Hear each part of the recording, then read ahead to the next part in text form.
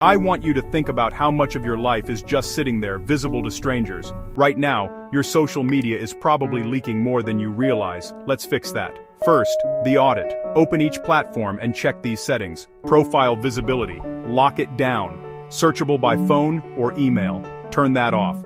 Location tagging on posts. Disable it. Story and post audience. Switch to friends only. Face recognition. Off.